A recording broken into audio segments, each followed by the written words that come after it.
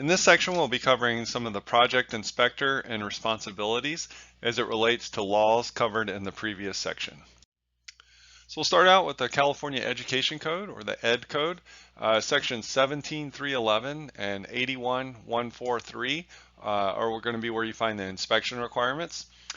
The school district has to provide and require competent, adequate, and continuous inspection by the project inspector. The PI needs to be approved by both the architect or structural engineer and DSA. This will be submitted for approval on the DSA 5 PI form that's available in one of the resource tabs titled Associated Forms as part of this training. The project inspector is also supervised by the governing board and architect or structural engineer in general responsible charge. I also want to point out the PI is employed by the governing board or the school district.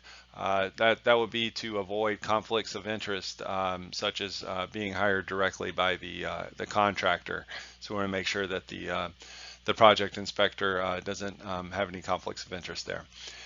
And then the PI is responsible to DSA for enforcement of the plans and specifications. So anything that's on the plans and specs that's approved by DSA, it's the PI's responsibility to make sure that that's enforced during construction. So here are some additional requirements from those two Ed Code sections on the previous slide. To help ensure competency and adequacy of the inspectors, these are some things that DSA is required to do.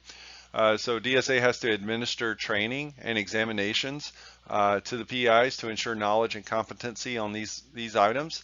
That includes techniques of inspection, construction, how to read the plans, how to know which submittal documents are going to be required, and then also which statutes and regulations apply to school construction. This last item at the bottom, you can see it's in the red diamond symbol. This is has some changes to it this code cycle. So the PI competency reevaluation has to occur through meeting continuing education and training requirements within 4 years. So it used to be every 4 years. So now it's just required within a 4-year period. So the Ed Code section 17309 and 81141 are going to cover and address verified reports. As noted here, periodically as the work progresses and whenever DSA requires, the project inspector has to provide DSA a report that's duly verified by the project inspector and is based upon their own personal knowledge. We'll talk more about what personal knowledge means. And the report indicates compliance in every material respect with the DSA approved construction documents.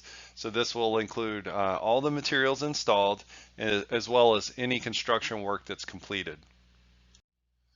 So what does the term personal knowledge mean?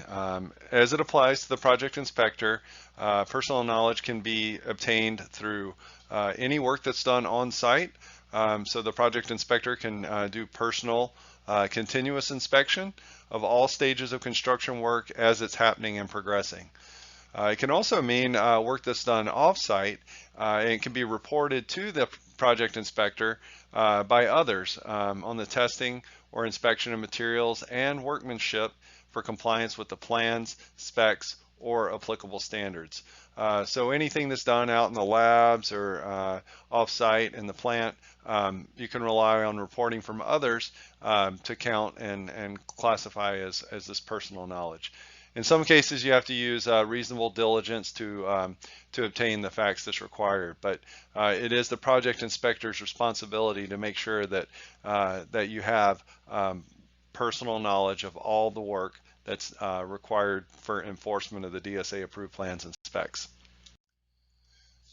California Ed Code section 17312 and 81144 covers information with regarding violations or false statements.